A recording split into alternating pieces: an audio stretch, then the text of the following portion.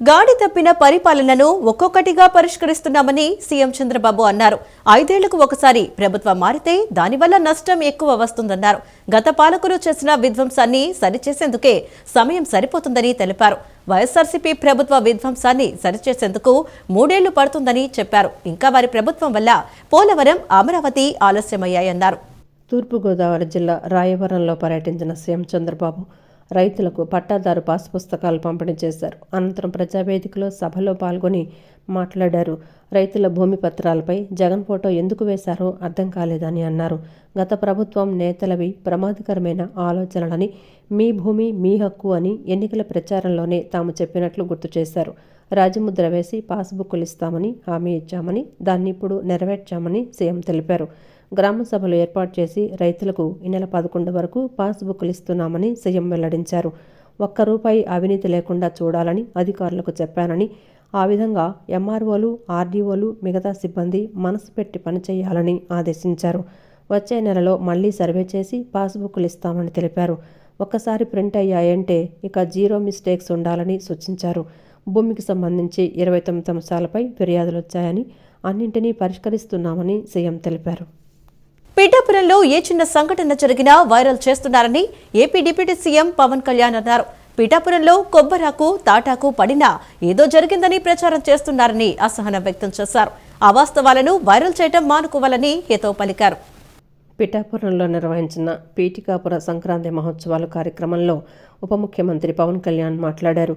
అంతకుముందు పలు స్టాళ్లను మంత్రులు నారాయణ, నాదెండ్ల మనోహర్, కందుల దుర్గేష్తో కలిసి ఆయన సందర్శించారు. పిఠాపురం సంక్రాంతి ఉత్సవాలకు చిరునామా కావాలన్నారు. ఈ పండుగ అన్ని మతాలు జరుపుకునే స్థాయికి ఎదగాలన్నారు. తెలంగాణకు ఆంధ్ర ప్రాంత ప్రజల ప్రేమను తీసుకువెళ్లాలని అన్నారు. అక్కడ సోదరీమణులను సంక్రాంతికి ఆహ్వానించి వారికి గోదావరి జిల్లాల ఆతిథ్యాన్ని రుచి చూపాలన్నారు. సంక్రాంతి అంటే కోడిపందాలు, జూదాలు మాత్రమే కాదు. ఈ సరదాలను నేను కాదనడం లేదు, చేసేవాళ్లు చేసుకోండి, కానీ వాటికే పరిమితం కాకూడదన్నారు. ఇంకా ప్రపంచంలో ఏ నియోజకవర్గం ఇంకెక్కడా రాదు అని ఏది జరుగు, ఇక్కడ కొబ్బరాకు పడ్డా కానీ పిఠాపురంలో చాలా దారుణం జరిగిపోయింది. ఒక తాటాకు, అక్కడ ఉన్న తాటాకు ఊడిపడిపోతే అమ్మా చాలా దారుణం జరిగిపోయింది. మరి గత ప్రభుత్వ నాయకులను అడగండి, వాళ్ళ నియోజకవర్గం అసలు న్యూస్ ఉంటుందా, ఏం జరుగుతుందో కూడా తెలియదు మీకు. పిఠాపురంలో చిన్న చెట్టు మీద వాళ్ళున్న పక్షి ఈక పడినా కానీ అయ్యా బాబోయ్ పక్షి పడి అంటే ఇది ఎవరిస్తున్నారు మీకు బలం? ఎవరిస్తున్నారు? మీరిస్తున్నారు. చెడు వార్తలకి మీరిస్తున్నారు బలం. ఒకటి మనల్ని తిడుతుంటే మీరు దాన్ని వైరల్ చేస్తే మీరు బలం ఇస్తున్నారు. ఒకటి చెడగొడుతుంటే వచ్చి మీరు ఎదురు ప్రశ్నించకపోతే మీరు బలహీనలైపోతారు. మీరు నాకు ఓట్లేస్తే సరిపోదు అని ఎందుకు చెప్తున్నాను? 5 సంవత్సరాల పిఠాపురంలో గత ప్రభుత్వంలో ఒక్కసారి మీరు ప్రతి ఒక్కరు మేధావులు చాలామంది ఉన్నారు, పత్రికేయులు ఉన్నారు, చాలామంది విభిన్నమైన పార్టీల నాయకులు ఉన్నారు. ఈ గత 5 సంవత్సరాల కాలంలో ఎన్ని కోట్లు ఖర్చు పెట్టారో ఒకసారి అడగమని చెప్పాను. నువ్వు పేరంటాలకి రాలేదు, పబ్బాలకి రాలేదంటే ఒక దేశం కోసం శ్రమించే వ్యక్తిని, ఇంత మందిని ఏకం చేసే వహించే వ్యక్తిని నాకు మీరు ఇవ్వాల్సింది, మేము ఉన్నాం కాచుకుంటాను, మిగతా వెళ్ళి పని చేయని చెప్తే కదా నాకు ఆనందం. ఆరోగ్య ఆంధ్రప్రదేశ్ నిర్మాణంలో అందరూ భాగస్వామ్యం కావాలని మంత్రి సత్యకుమార్ యాదవ్ పిలుపునిచ్చారు. 2047 నాటికి వికసిత్ భారత్ సాధించాలంటే ప్రధాన భూమిక డాక్టర్లదేనని పేర్కొన్నారు. క్షేత్రస్థాయిలో సూపరింటెండెంట్లు అందుబాటులో ఉండాలని ఆదేశించారు. ప్రిడిక్టివ్, ప్రివెంటివ్ వెల్నెస్ వైపు ప్రభుత్వ వైద్యులు అందరూ ఆలోచించాలని కోరారు. 6 నెలల సెకండరీ ఆసుపత్రిలో, 6 నెలలు బోధన ఆసుపత్రుల్లో పనిచేయాలని ఆదేశాలు జారీ చేశారు. సొంతూళ్లలో పనిచేయాలని చూసేవారు అటెండెన్స్ తప్పించుకోవాలని చూస్తున్నారని అన్నారు. ఏపీ వ్యాప్తంగా అన్ని ఆసుపత్రుల సూపరింటెండెంట్లు, బోధనాసుపత్రుల ప్రిన్సిపాళ్లతో మంత్రి సత్యకుమార్ యాదవ్ ఒకరోజు వర్క్షాప్ నిర్వహించారు. ఈ సందర్భంగా అధికారులకు కీలక సూచనలు చేశారు. మెరుగైన ఆరోగ్య సేవలు, నాణ్యమైన విద్య అందించాలని దిశానిర్దేశం చేశారు. క్షేత్రస్థాయిలో వైద్య రంగంలో ప్రతికూలతలు ఎదుర్కొంటూనే సేవలు అందించాల్సి ఉంటుందని పేర్కొన్నారు. కూటమి ప్రభుత్వం అధికారంలోకి వచ్చిన తర్వాత ఓపీ, ఐపీ, ఇతర సేవలు గతంతో పోలిస్తే 12% పెరిగాయని చెప్పుకొచ్చారు. రోగులు అధిక శాతం ప్రభుత్వ ఆసుపత్రులకు వచ్చేలా చేయగలిగామని వ్యాఖ్యానించారు. డాక్టర్లు, మందులు, సిబ్బంది అందుబాటులో ఉంటున్నారని తెలిపారు. కింది స్థాయిలో 28% అవినీతి ఉందని తెలుస్తోందన్నారు. పారిశుద్ధ్యంలో ఇంకా మార్పు రావాల్సి ఉందని తెలిపారు. బోధనాసుపత్రుల్లో అనుమతించిన బెడ్లు 500 వరకు ఉంటున్నాయని వివరించారు. ఆసుపత్రుల్లో రోగులకు సరిపడా మంచాలు అందుబాటులో ఉంచాలని ఆదేశించారు. ఆసుపత్రుల్లో మార్పులు రావాల్సి ఉందని చెప్పుకొచ్చారు. వాట్సాప్ గవర్నెన్స్లో వైద్య సేవలు అందుబాటులోకి రావాల్సి ఉందని తెలిపారు. సూపరింటెండెంట్లు, అడ్మినిస్ట్రేషన్ మధ్యలో సరైన కోఆర్డినేషన్ ఉండటం లేదని మంత్రి సత్యకుమార్ యాదవ్ తెలిపారు. విమ్స్ని సెంటర్ ఆఫ్ ఎక్సలెన్సీగా చేయాలంటే 1000 కోట్లు కావాలని అన్నారు. గత జగన్ ప్రభుత్వంలో అభివృద్ధి పనులు ఏమీ చేయలేదని, ఇవాళ అన్నీ కావాలంటే కొంత సమయం పడుతుందని తెలిపారు. రాజధాని విషయంలో జగన్ మాటలను ప్రజలు నమ్మరని టీడీపీ ఎంపీ కేశినేని శివనాథ్ అన్నారు. విజయవాడ, గుంటూరు, మంగళగిరిని కలిపి మహానగరం నిర్మించేందుకు సీఎం చంద్రబాబు అడుగులు వేస్తున్నారని చెప్పారు. రాయలసీమ లిఫ్ట్ ఇరిగేషన్ ప్రాజెక్టును అడుగెక్కించింది జగన్ ప్రభుత్వమేనని విమర్శించారు. భోగాపురం ఎయిర్పోర్ట్ నిర్మించిన ఘనత కూటమి ప్రభుత్వానిదేనని చెప్పారు. విజయవాడలో నిర్వహించిన విలేకరుల సమావేశంలో ఎంపీ కేశినేని శివనాథ్ మీడియాతో మాట్లాడారు. పులివెందుల ఎమ్మెల్యే జగన్ చెప్పేవన్నీ అబద్ధాలేనని అన్నారు. వైఎస్ఆర్ కాంగ్రెస్ పార్టీ పని అయిపోయిందని, చరిత్రలో అత్యంత హీనమైన ఓటమి ఆ పార్టీదని అన్నారు. మరో 25 ఏళ్ల పాటు కూటమి అధికారంలో ఉంటుందన్నారు. దేశంలో ఎక్కడా లేని విధంగా సీఎం చంద్రబాబు విద్యుత్ ఛార్జీలను తగ్గించారన్నారు. అమరావతి, విశాఖపట్నం, రాయలసీమ ప్రాంతాల అభివృద్ధికి కృషి చేస్తోందని ఎంపీ అన్నారు. ఏపీ ప్రజలు ఎల్లప్పుడూ బాధపడాలని వైఎస్ జగన్ కోరుకుంటున్నారని కేశినేని శివనాథ్ ఫైర్ అయ్యారు. సాక్షి పేపర్ రాసేవన్నీ అబద్ధాలు, అర్ధసత్యాలని విమర్శించారు. మంగళగిరి, విజయవాడ, గుంటూరులను కలిపి మహానగరంగా నిర్మించేందుకు ముఖ్యమంత్రి నారా చంద్రబాబు నాయుడు అడుగులు వేస్తున్నారని తెలిపారు. 3 మహానగరాలు కట్టిన చరిత్ర చంద్రబాబుదని ప్రశంసించారు. రాయలసీమ లిఫ్ట్ ఇరిగేషన్ ప్రాజెక్టుని అటకెక్కించింది జగన్ ప్రభుత్వమేనని విమర్శించారు. భోగాపురం ఎయిర్పోర్టు నిర్మించిన ఘనత తమ ప్రభుత్వానిదేనని స్పష్టం చేశారు. చరిత్రలో కరెంటు ఛార్జీలు తగ్గించడం అనేది చాలా గొప్ప విషయం. ఇటువంటి గొప్ప నిర్ణయం తీసుకున్న గౌరవ ముఖ్యమంత్రి చంద్రబాబు నాయుడు గారికి, యువ నేత నారా లోకేష్ గారికి, డిప్యూటీ సీఎం పవన్ కళ్యాణ్ గారికి, విజయవాడ నగర ప్రజలకు ధన్యవాదాలు. నిన్న పులివెందుల ఎమ్మెల్యే జగన్ రెడ్డి ఒక విస్తృతమైన మనస్తత్వం కలిగిన వ్యక్తి, ఎవరూ కూడా సంతోషంగా ఉంటే ఇష్టపడని వ్యక్తి. నిజంగా అతను నిన్న మాట్లాడిన మాటలు చూస్తుంటే ఎంత దారుణంటే, నిజం రాని వ్యక్తి ఆరోగ్యంగా ఉన్నాడంటే అది జగన్ రెడ్డి. అతని పత్రిక మాసపత్రిక సాక్షి. చెప్పేయండి అబద్ధం, చేసింది చెప్పరు. ఇవాళ రాయలసీమ లిఫ్ట్ ఇరిగేషన్ గురించి కానీ, అమరావతి రాజధాని గురించి కానీ ఎంత నికృష్టంగా మాట్లాడుతున్నారంటే ఎంతో క్రీడ మొదలుపెట్టారు. కానీ వాళ్ళ ప్రజలు నమ్మే పరిస్థితుల్లో లేరు. రాయలసీమ వాళ్ళ ఆగిందంటే మీ మూలంగా కాదా?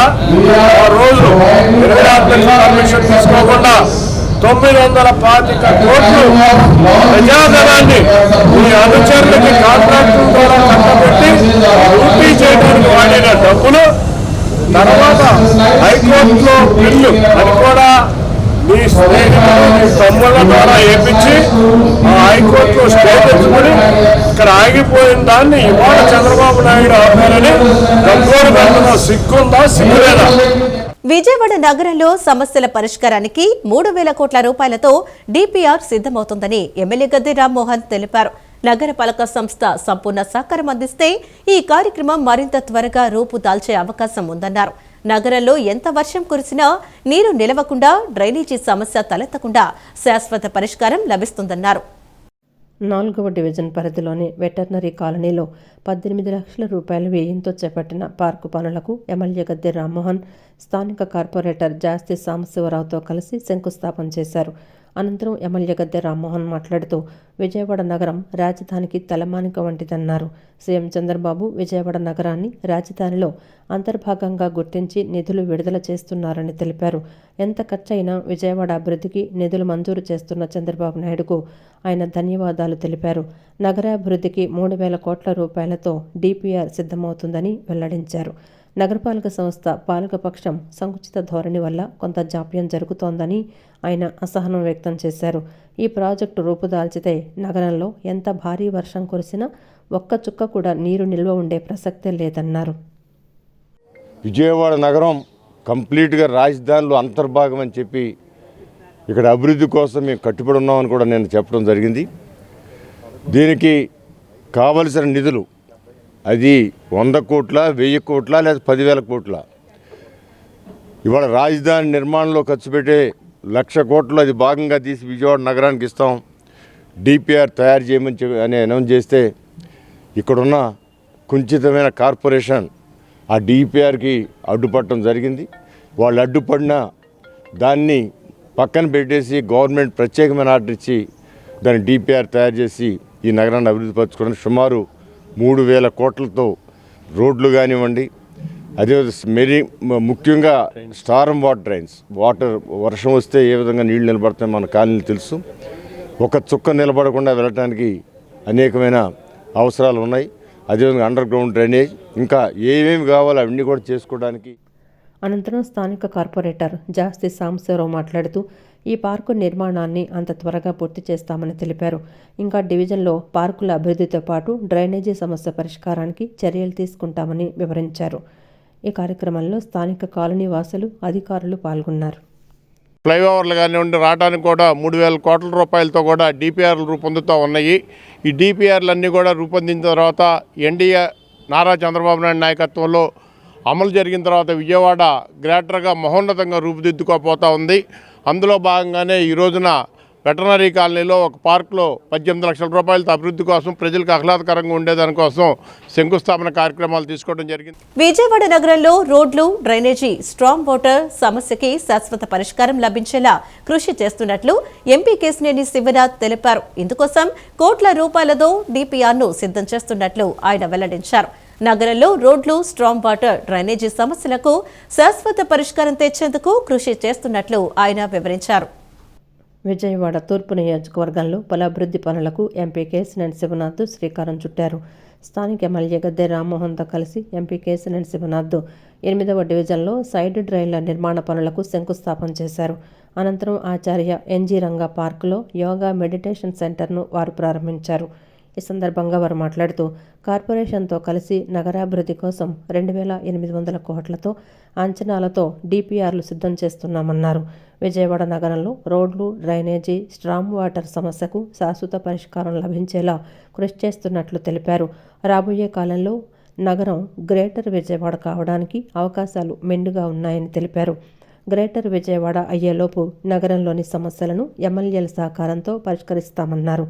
కూటమి ప్రభుత్వంలో విజయవాడ నగరం శరవేగంగా అభివృద్ధి వైపు పరుగులు తీస్తోందని ఎంపీ శివనాథ్ వివరించారు. మేము అధికారంలోకి వచ్చిన వెంటనే ముఖ్యంగా తూర్పు నియోజకవర్గంలో గద్దె రామ్మోహన్ రావు ఆధ్వర్యంలో అందరు కార్పొరేటర్లు కలిసి ఎన్నో అభివృద్ధి కార్యక్రమాలు చేస్తున్నారు. ప్రతి వారం ఎక్కడో ఒక చోట రోడ్డు కానీ సైడ్ డ్రైన్లు కానీ కార్యక్రమాలు ప్రారంభోత్సవాలు చేసి ముగించి రోడ్లు చక్కగా కాలనీ వాసులకు ఇబ్బంది లేకుండా రోడ్లు తయారు చేయడం జరుగుతుంది. త్వరలో కార్పొరేషన్ వారితో కలిసి సుమారు విజయవాడ నగరానికి మొత్తానికి సరిపడా రోడ్లు, డ్రైనేజీ, స్ట్రాంగ్ వాటర్కి సుమారు 2,800 కోట్లు అవుతుందని అంచనాలు ఉన్నాయి. డిపిఆర్లు కూడా రెడీ అవుతున్నాయి. ఈ నెలాఖరికల్లా డిపిఆర్లు తీసుకుని నేను కానీ, గద్దె రామ్మోహన్ రావు కానీ, బోండా ఉమా గారు కానీ, కూటమి నాయకులం కానీ, కార్పొరేటర్లం కానీ అందరం ముఖ్యమంత్రి వర్యుల దగ్గరికి వెళ్ళి గౌరవ మంత్రి నారాయణ గారితో కూడా చర్చించి విజయవాడ నగరానికి వీటన్నిటికీ శాశ్వత పరిష్కారం వచ్చే విధంగా కోట్లాది రూపాయలు వెచ్చించి అనేకమైన మౌలిక సదుపాయాలు కల్పించడం జరిగింది. అంతేకాదు విజయవాడ నగరమే కాక చుట్టుపక్కల విజయవాడ నగరానికి అవసరమైన రోడ్లు, ఇతర గ్రామీణ ప్రాంతాల్లో రోడ్లు కూడా ప్రత్యేకంగా నారా చంద్రబాబు నాయుడు గారి నిధులతో సుమారు 100 కోట్లతో రోడ్లకు టెండర్లు కూడా పిలవడం జరిగింది.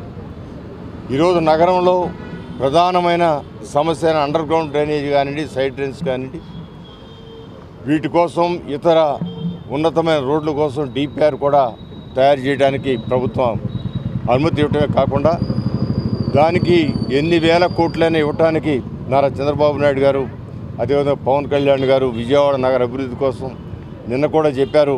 విజయవాడ నగరం, అమరావతి, గుంటూరు ఇవన్నీ కలిగి ఒకే నగరం, అందువల్ల ఈ నగరాన్ని హైదరాబాద్ నగరానికి మించి దీన్ని తయారు చేస్తామని కూడా చెప్పారు. ఈ కార్యక్రమంలో స్థానిక కార్పొరేటర్ చెన్నపాటి ఉషారాణి, స్థానిక టీడీపీ నాయకులు, అధికారులు పాల్గొన్నారు. కమ్మవారి సేవా సమితి ఆధ్వర్యంలో ఈ నెల 11వ తేదీన విజయవాడ పోరంకి నెడమానూరు రోడ్లోని మురళి రిసార్ట్స్లో కమ్మవారి సంక్రాంతి సంబరాలు 2026 ఘనంగా నిర్వహిస్తున్నట్లు సమితి అధ్యక్ష కార్యదర్శులు, ఉపాధ్యక్షులు నన్నపనేని నాగేశ్వరరావు, సూరపనేని స్వరూపరాణి, గుమ్మడి రామకృష్ణ తెలిపారు. వినోదం, ఆటలు, పాటలు, అతిథుల ప్రసంగాలు, ఆత్మీయ సత్కారాలు, బహుమతి ప్రధానోత్సవాలు, విందుతో సంక్రాంతి సంబరాలు ఆనందోత్సాహాల మధ్య జరుపుకోనున్నట్లు చెప్పారు. ఈ సంబరాల్లో సుమారు 10,000 మంది హాజరు కానున్నట్లు చెప్పారు. మన పండుగలు, సంస్కృతి, సంప్రదాయాలు నేటి తరానికి తెలియచేసేలా ప్రతి ఏటా సంక్రాంతి సంబరాలు నిర్వహిస్తున్నట్లు తెలిపారు.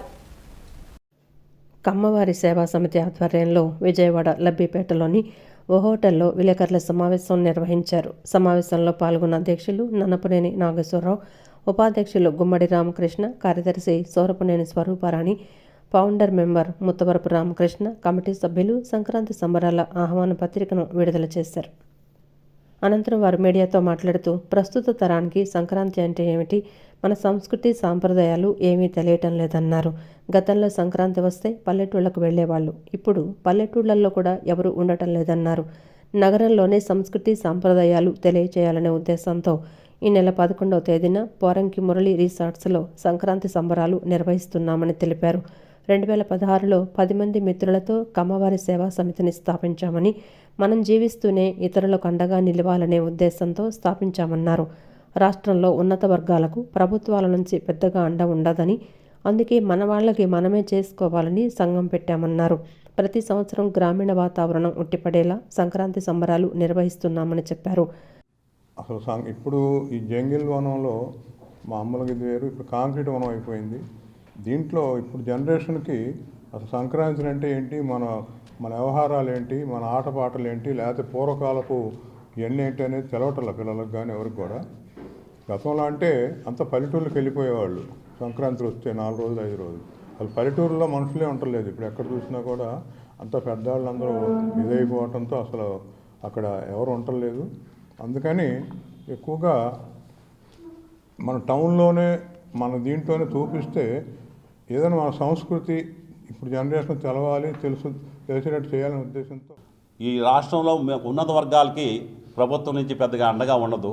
అందుకని మనమే చేసుకోవాలనే ఉద్దేశంతో ఇలా చేసి ఈ సంఘం పెట్టడం జరిగింది. దీంట్లో భాగంగా ప్రతి సంవత్సరం కూడా సంక్రాంతి సంబరాలని మనకి గ్రామీణ వాతావరణం, టౌన్లో కూడా గ్రామీణ వాతావరణం ఉట్టిపడే విధంగా కళలు, లలిత కళలు, అట్లాగే ముగ్గులు పోటీలు, మన ఎడ్ల బండ్లు, అట్లాగే మన గంగిరెద్దులు ఇవన్నీ కూడా మనం ప్రజెంటేషన్ చేస్తున్నాం. ఆ రోజున గతంలో 3 సార్లు చేసినప్పుడు 4వసారి కోవిడ్ రావటం వల్ల మనం 2-3 సంవత్సరాలు చేయలేకపోయాం. ఏమీ లేదు, మనం సమాజంలో బతుకుతున్నామంటే మన నలుగురి కోసం, మన కోసం మనం బతికితే, మనం పడిపోతే మనకు ఎవరు చెయ్యవరు.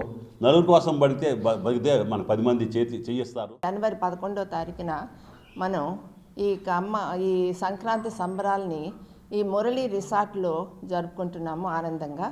దీనిలో విందు, వినోదాలు, అలాగే ఆటలు, పాటలు, అతిథులను ఆహ్వానించడం, వారి ప్రసంగాలు, వారి యొక్క సన్మానించడం వాళ్ళని, ఇలా ప్రొద్దున 11వ తారీఖు ఆదివారం ప్రొద్దున 9:30 నుంచి సాయంకాలం 5 గంటల వరకు కూడా చాలా హడావుడిగా, అంతా ఆనందంగా, మంచి బిందు భోజనంతో, తర్వాత స్నాక్స్ ఇవన్నీ కూడా పెట్టుకుని అందరినీ కూడా ఆహ్వానించి చక్కగా జరుపుకుందామని చెప్పి ఆర్ఎస్ సాంబశివరావు అనే వైస్ ఛాన్సలర్ అండి, మనకి నాగార్జున యూనివర్సిటీ చేశారు. ఇప్పుడు మంగళయాతన్ యూనివర్సిటీకి వైస్ ఛాన్సలర్గా ఉన్నారండి. ఆయన కూడా సన్మానించుకుంటున్నారు. అడిసిమిల్లి శ్రీనివాస్ గారు మీ పాత్రికేయుడు ఆయన కూడా అనుకోకుండా ఆయనకి మేము ముందు అనుకున్నామండి, తర్వాత ఆయనకి దీంట్లో వచ్చింది మన కమ్మ కార్పొరేషన్ డైరెక్టర్గా ఇచ్చారు. అప్పటికే మేము అనుకున్నాం ఆయన డైరెక్టర్ అవ్వకముందు. ఇంకా స్పోర్ట్స్లో పోయినసారి మేము ఆయన పేరేంటి సాకేత్ మాయనేని సాకేత్ని పిలిచామండి. ఈసారి నెలకొద్ది అనూష, తలసేల జ్ఞానదత్తు, బొల్లినేని చంద్రిక అండి, వీళ్ళు ముగ్గురికి సన్మానం చేద్దాం అనుకున్నామండి. ఇదండి దీనికి మీ సహకారం అందరికీ కావాలి. ప్రజలందరికీ విజ్ఞప్తి చేసేది ఏంటంటే విరివిగా పాల్గొని దీన్ని జయప్రదం చేయవలసిందిగా. కూటమి ప్రభుత్వం తీసుకుంటున్న నిర్మాణ రంగ అనుకూల చర్యలతో రియల్ ఎస్టేట్ పుంజుకుంటుందని విజయవాడ పార్లమెంట్ సభ్యులు కేశినేని శివనాథ్ అన్నారు. రియల్ ఎస్టేట్ రంగానికి పూర్వ వైభవం తెచ్చేలా కూటమి ప్రభుత్వం అన్ని విధాలా సహకరించడంతో పాటు అవసరమైన ప్రోత్సాహకాలను అందిస్తుందని స్పష్టం చేశారు. విజయవాడ ఏ కన్వెన్షన్ సెంటర్లో ఏర్పాటు చేసిన 11వ క్రెడాయి ప్రాపర్టీ షోను ముఖ్య అతిథిగా హాజరైన విజయవాడ ఎంపీ కేశినేని శివనాథ్, ఎమ్మెల్యేలు బోండా ఉమామహేశ్వరరావు, గద్దె రామ్మోహన్, బోడే ప్రసాద్తో కలిసి జ్యోతి ప్రజ్వలన చేసి రిబ్బన్ కట్ చేసి ప్రారంభించారు. అనంతరం స్టాల్స్ను పరిశీలించారు. అనంతరం ఎంపీ మాట్లాడుతూ గత ప్రభుత్వంలో అమరావతి రాజధానిని మార్చేయాలని చూడటంతో రియల్ ఎస్టేట్ రంగం కుదేలైందని, మాజీ సీఎం జగన్ చెప్పేవన్నీ అబద్ధాలేనని, ప్రజలు జగన్ చెప్పే అబద్ధపు మాటలు నమ్మరని పేర్కొన్నారు. రాజధానిని విజయవాడ గుంటూరు మధ్యలో కట్టాలని జగన్ చెప్తున్నారని, రాజధాని విజయవాడకి గుంటూరుకి సమీపంలోనే ఉందని తెలుసుకోవాలని హితవు పలికారు. మంగళగిరి, విజయవాడ, గుంటూరులను కలిపి మహానగరంగా నిర్మించేందుకు ముఖ్యమంత్రి చంద్రబాబు అడుగులు వేస్తున్నారని, 3 మహానగరాలు కట్టిన చరిత్ర చంద్రబాబుదని కొనియాడారు. మరో 25 ఏళ్లు కూటమి ప్రభుత్వం ఉంటుందని, అమరావతి, విశాఖపట్నం, రాయలసీమలను కూటమి ప్రభుత్వం అభివృద్ధి చేస్తోందని, అన్ని ప్రాంతాల్లో నిర్మాణ రంగం కుదుటపడుతుందని వివరించారు. భవన నిర్మాణ రంగం పుంజుకోవడానికి అత్యవసరమైన ఇసుకను అందించే విధానాన్ని మార్చడం రియల్ ఎస్టేట్ రంగం వృద్ధికి అనుకూలంగా మారుతుందని ఎంపీ కేశినేని చిన్ని పేర్కొన్నారు. నిజంగా ఇవాళ హైదరాబాద్ రాష్ట్రం అభివృద్ధి చెందింది, తెలంగాణ రాష్ట్రం అభివృద్ధి చెందింది అంటే ఆ రోజు గౌరవ ముఖ్యమంత్రిగా, ఉమ్మడి రాష్ట్ర ముఖ్యమంత్రిగా గౌరవ నారా చంద్రబాబు నాయుడు చేసిన విత్తనాలు ఇవాళ మూలకెత్తి ఇవాళ హైదరాబాద్ని దేశంలోనే ఒక అగ్రగామి సిటీగా నిలబడి, నిజంగా మరి ఆ రోజు ఆయన బిల్డర్లకి ఎక్కడైతే ఉద్యోగస్తులు ఉన్నారో, ఎక్కడైతే ఒక సిటీ డెవలప్ అవుతుందో రియల్ ఎస్టేట్ వల్లే డెవలప్ అవుతుందని మొత్తం సిటీ అంతా కూడా ఆయన ఆ రోజు ఇన్ఫ్రా ఇవ్వటం వల్ల మనం ఇవాళ హైదరాబాద్ సిటీకి బ్రహ్మాండమైన సంస్థలు వచ్చినాయి, ఉద్యోగస్తులు వచ్చారు, వ్యాపారస్తులు వచ్చారు దేశ నలుమూల నుంచి. వీటన్నిటికీ కూడా అక్కడ రియల్ ఎస్టేట్ సంస్థలన్నీ కూడా చాలా భారీ స్థాయిలో పెరిగి ఇవాళ దేశంలోనే కొన్ని అగ్రగామి సంస్థలుగా అక్కడ రియల్ ఎస్టేట్ సంస్థలన్నీ అక్కడ ఏర్పడింది. అదేవిధంగా మళ్ళీ గౌరవ ముఖ్యమంత్రి గారు 2024లో అధికారంలోకి వచ్చినాక మొట్టమొదటి గుర్తించిన రంగం రియల్ ఎస్టేట్ రంగం. తప్పకుండా రియల్ ఎస్టేట్ బాగుంటేనే అమరావతి కానీ, విశాఖపట్నం కానీ, అనంతపూర్ కానీ ముందుకు వెళ్తాయి. వీళ్ళు బాగుండాలంటే మనం పర్ఫెక్ట్గా ఇన్ఫ్రాస్ట్రక్చర్ ఇవ్వాలి. అనంతరం ఎమ్మెల్యే గద్దె రామ్మోహన్ మాట్లాడుతూ 2014 నుంచి 2019 వరకు రియల్ ఎస్టేట్కు స్వర్ణయుగం అయితే 2019-24 మధ్య నరకం కనిపించిందని అన్నారు. నిర్మాణ రంగం 2024 నుంచి పుంజుకుందని, ఈ ఏడాది మరింత దూసుకు వెళ్తోందని ఆశాభావం వ్యక్తం చేశారు. రాబోయే ఏళ్లలో మరింత అభివృద్ధి చెందేలా ముఖ్యమంత్రి నారా చంద్రబాబు నాయుడు అనేక కార్యక్రమాలు చేపట్టారని వివరించారు. నిర్మాణ రంగం అభివృద్ధి చెందితే రియల్ ఎస్టేట్ వృద్ధి చెందుతుందని, అప్పుడు అందరి ముఖాల్లో పండుగ వాతావరణం కనిపిస్తుందని పేర్కొన్నారు. 24లో రియల్ ఎస్టేట్కి ఒక నరకం, తర్వాత మరలా 24 మరలా పుంజుకొని ముందుకు వెళ్ళాలని మనస్ఫూర్తిగా కోరుకుంటున్నాం. 2025 సంవత్సరం పెద్ద ఆశాజనకంగా లేదనేది నా యొక్క వ్యక్తిగత అభిప్రాయం. బట్ 2026 మనకి పండగ వాతావరణంలో ఖచ్చితంగా రియల్ ఎస్టేట్ వ్యాపారం బాగా అభివృద్ధి చెందాలని మనస్ఫూర్తిగా కోరుకుంటూ, దానికోసం నారా చంద్రబాబు నాయుడు గారు అనేక రకాలుగా హైప్ రావడానికి చేపట్టిన కార్యక్రమానికి మనందరం కూడా సహకరించాలని. మరి ఇసుక 2019-24లో బంగారం లేక ఉన్న ఇసుక ఈ రోజున అందరికీ అందుబాటులోకి వచ్చిందని నేను అనుకుంటా ఉన్నాను. ఎందుకంటే నారా చంద్రబాబు నాయుడు అధికారంలోకి వచ్చిందా 2024లో. అనంతరం ఎమ్మెల్యే బోడే ప్రసాద్ మాట్లాడుతూ రియల్ ఎస్టేట్ బాగుంటే అన్ని వ్యాపారాలు బాగున్నట్లేనని, బాగుంటే రోడ్డు పక్కన చిరు వ్యాపారాలు చేసుకునే వారు కూడా బాగుంటారని అన్నారు. వారు ఆనందంగా లేరంటే రియల్ ఎస్టేట్ రంగం బాగా లేనట్లనని అభిప్రాయం వ్యక్తం చేశారు. దీన్ని తాను స్వయంగా చూస్తున్నానని, ఏడాది నుంచి ఒక్క ప్లాట్ కూడా అమ్మలేకపోవడమే దీనికి నిదర్శనమని తెలిపారు. ఇప్పుడు మా దగ్గర కొనేవాళ్ళు ఒక్కళ్ళు కూడా ఎన్ఆర్ఐ ఉండట్లేదు. వాళ్ళ తల్లిదండ్రులకి ఒక ఫ్లాట్ కూడా కొని పెడతలేదు. మనం వాళ్ళందరినీ ఇక్కడ వైపుగా ఆకర్షించాలి ఏ విధంగా అయినా సరే. అది లేకపోతే కనుక ఇబ్బందులు అవుతాయి. బాగా డెవలప్ ఏరియా పెనమలూరు. ఎందుకు అని అంటే విజయవాడ ఎక్కడా కూడా గ్యాప్ లేదు. అటు రామర్పాడు అటు సైడు, లేకపోతే కంకిపాడు లోపు. మొన్న రామ్మోహన్ గారు ఎంపీ గారు మేము కలిసి 3 ప్యారలల్ రోడ్లు సిఆర్టీఏలో టెండర్లు పిలవడం జరిగింది. ఒకటి మహానాడు రోడ్డు బోరకి దాకా వస్తూ ఉంది. 2 ఆర్టీసీ టెర్మినల్ రోడ్డు ఎన్హెచ్తో కలుస్తూ ఉంది.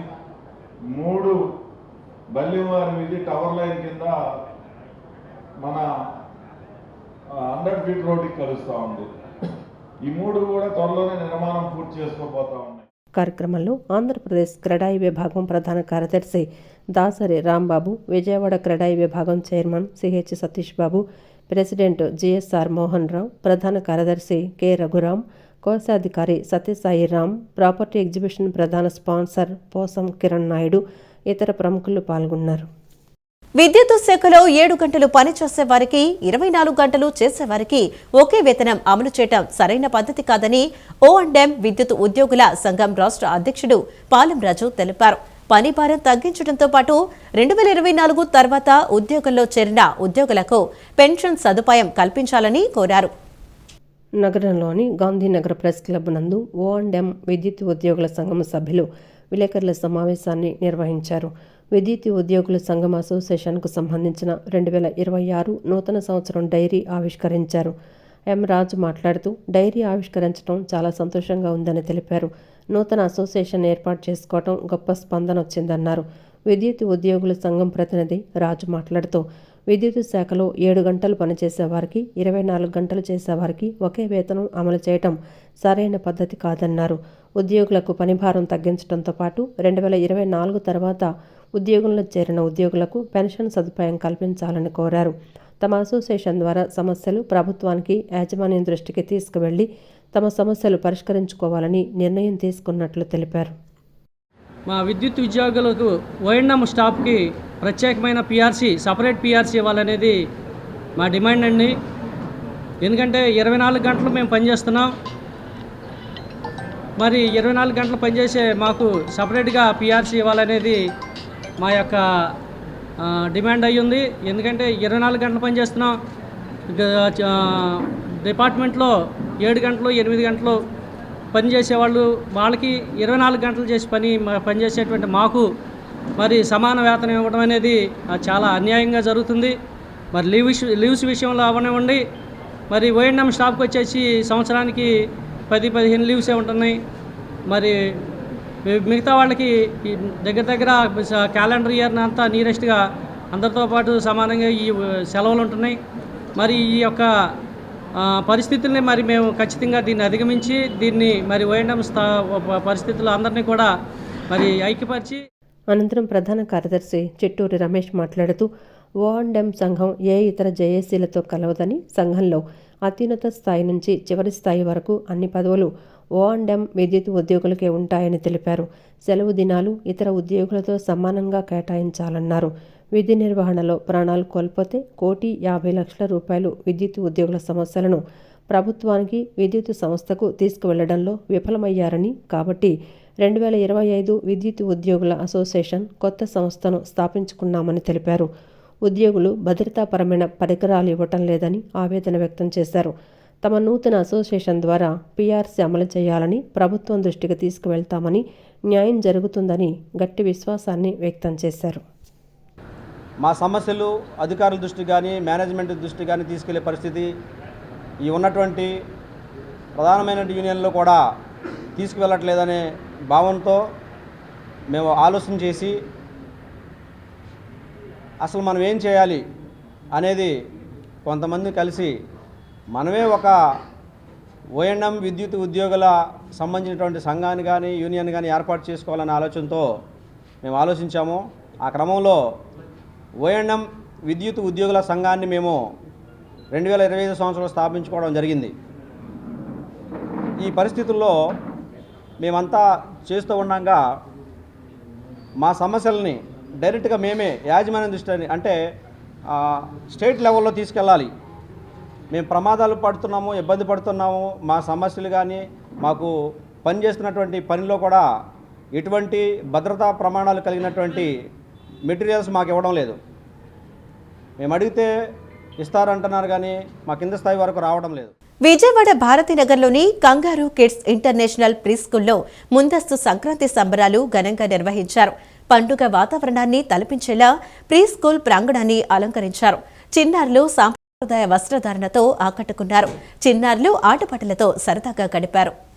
విజయవాడ భారతీనగర్ రోడ్డు నంబర్ 8లో ఉన్న కంగారు కిడ్స్ ఇంటర్నేషనల్ ప్రీ స్కూల్లో సంక్రాంతి సంబరాలు కన్నుల పండుగగా జరిగాయి. స్కూల్ బయట ఎడ్ల బండిని ఏర్పాటు చేశారు. స్కూల్ ఆవరణంతా గాలిపాటలు, పూలతో సుందరంగా అలంకరించారు. అందమైన బొమ్మల కొలువును ఏర్పాటు చేశారు. బొమ్మల కొలువులో వివిధ రకాల బొమ్మలను ఉంచారు. హరిదాసు, గంగిరెద్దు కళాకారుల ప్రదర్శనలు ఆకట్టుకున్నాయి. వివిధ రకాల పాత్రలు ఉంచి కట్టెల పొయ్యి పైన పాలు పొంగిస్తున్నట్లు అలంకరించారు. చిన్నారులు గాలిపటాలు చేతబట్టి హ్యాపీ సంక్రాంతి అంటూ సందడి చేశారు.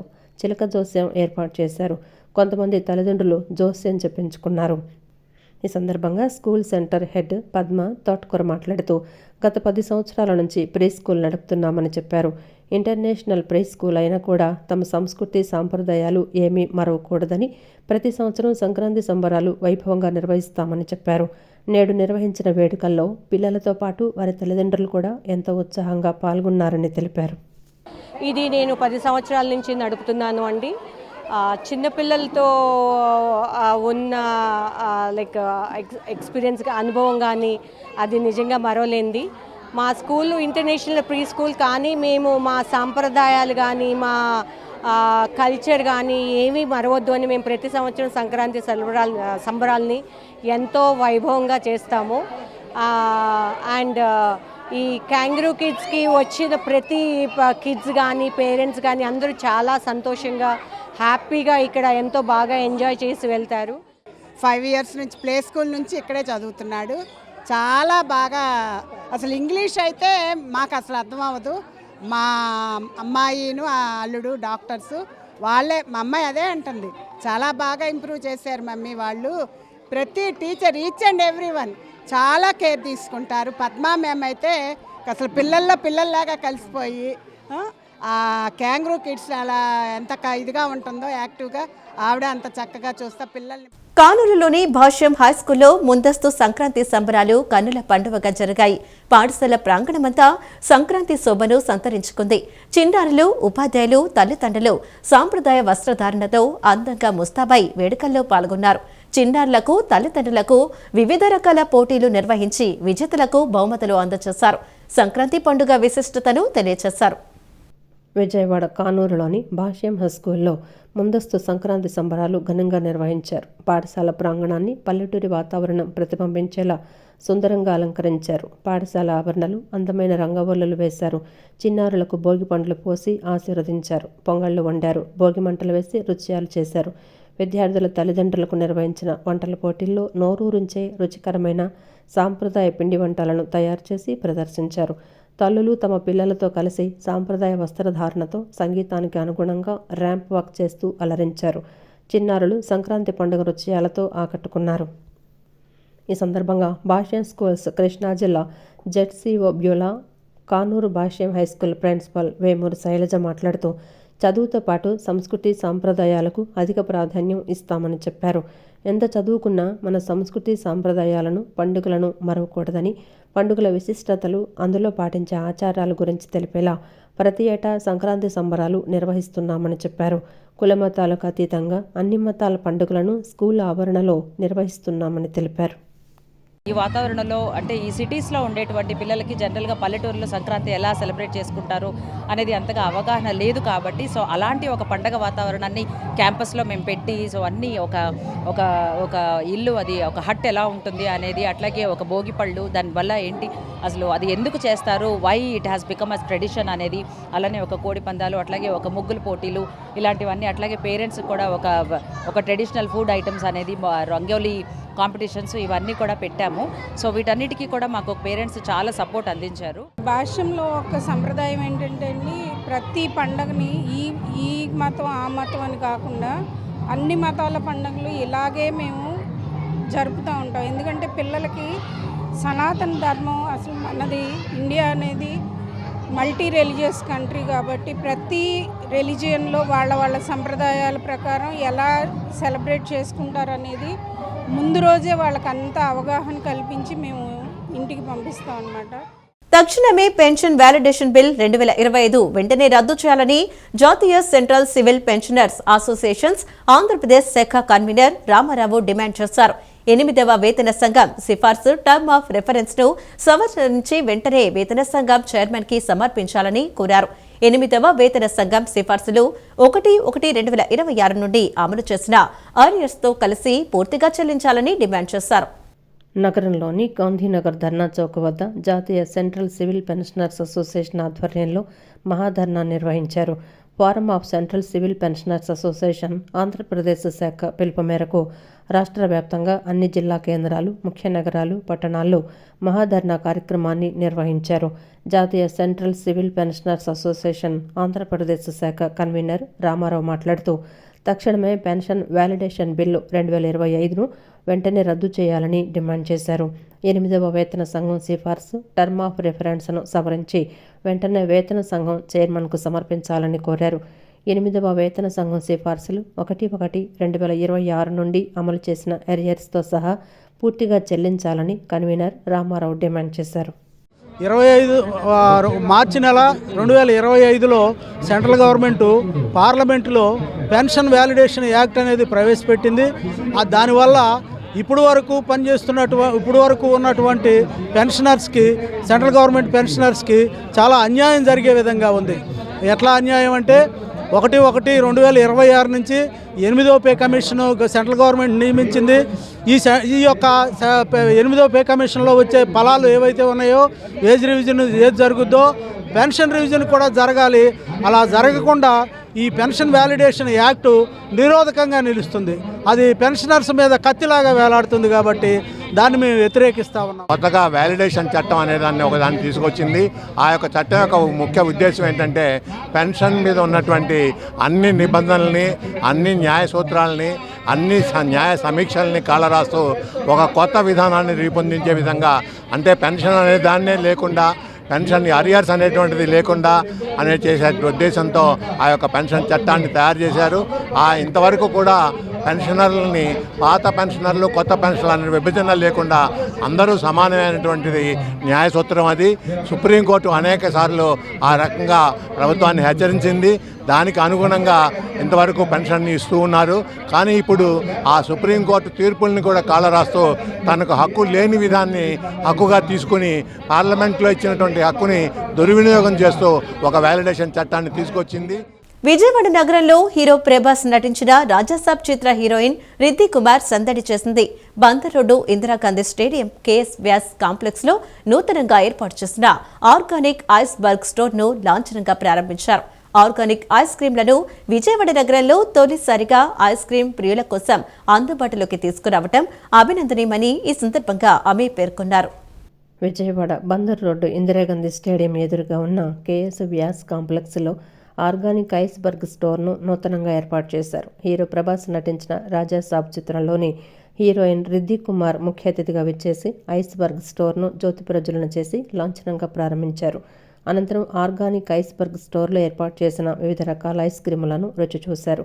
అనంతరం ఆర్గానిక్ ఐస్ క్రీములను ఎలా తయారు చేస్తారు అనే వివరాలను నిర్వాహకులను అడిగి తెలుసుకున్నారు. ఈ సందర్భంగా ఆమె మాట్లాడుతూ చిన్నపిల్లల నుంచి పెద్దల వరకు ప్రతి ఒక్కరూ ఐస్ క్రీములను ఎంతగానో ఇష్టపడుతుంటారని తెలిపారు. స్టోర్ నిర్వాహకులు సుహాస్ తనకున్న పరిజ్ఞానంతో ఆర్గానిక్ ఐస్ క్రీములను తయారు చేసి విజయవాడ నగర ప్రజలకు అందుబాటులో ఉంచడం అభినందనీయమన్నారు. ప్రస్తుతం ప్రతి ఒక్కరూ ఆరోగ్యానికి ఎంతో ప్రాధాన్యత ఇస్తున్నారని, ఆర్గానిక్ కూరగాయలను వినియోగిస్తున్నారని, వివిధ రకాల ఫ్రూట్స్, డేట్స్తో పాటు ఆరోగ్యాన్నిచ్చే కూరగాయలతో ఐస్ క్రీములను తయారు చేయడం అభినందనీయమన్నారు. షుగర్ ఫ్రీ ఐస్ క్రీములు తయారు చేస్తూ ఉండడం గొప్ప విషయమన్నారు.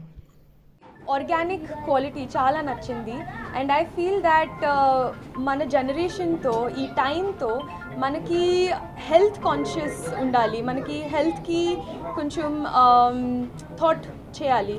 సో అందుకే I feel that this ice cream is a wonderful brand and I am excited to try it because I feel that in today's age and time, with health consciousness increasing, with people wanting to become more healthy, with people going to more and more gyms every single day, but we do indulge in cheat days. So our cheat day kosam meeku ee ice cream kavali kada. So that's why I'm here and I think that it's a great brand. You guys have taken a great initiative. Me initiative chala baagundi. Very excited to be here. ఈ ice cream brand అంటే మొత్తం organic ఇంగ్రీడియంట్స్తో they make the ice cream, they source it directly from the farmers. So I feel that in today's age and time we're actually helping the farmers by creating such brands. అనంతరం నిర్వాహకులు Suhas B Shetty మాట్లాడుతూ 12 సంవత్సరాల క్రితం ice cream వ్యాపారాన్ని ప్రారంభించినట్లు తెలిపారు.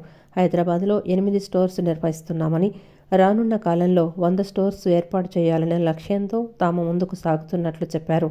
విజయవాడలో మొట్టమొదటి organic iceberg store ప్రారంభించినట్లు తెలిపారు. అన్ని నాణ్యతా ప్రమాణాలను పాటిస్తూ ప్రజలకు రుచికరమైన ఐస్ క్రీములను అందిస్తామని పేర్కొన్నారు. మా ప్రోడక్ట్లో ఐస్బర్గ్ కానీ ఆర్గానిక్ క్రీమరీ కానీ we have completely opposite to the refined sugar concept. We have replaced the refined sugar with unrefined sugars and conscious sugars like palm sugar, coconut sugar, jaggery and this kind of a products. And for sugar free segment like వచ్చేటప్పుడు మార్కెట్లో polyols అంటారు, like sorbitol, xylitol ఇట్లాంటివి which are cancer causing. We have replaced those polyols also with zero sugar format like organic stevia as well as monk fruit. So this brand is roughly 12-year-old company, started from Nellore, which is a tier 2 town from Andhra Pradesh. So we have expanded the brand across the country with more than 100+ outlets in terms of iceberg and organic creamery premium format stores. ఈ వార్తలు ఇంతటితో సమాప్తం. నమస్కారం.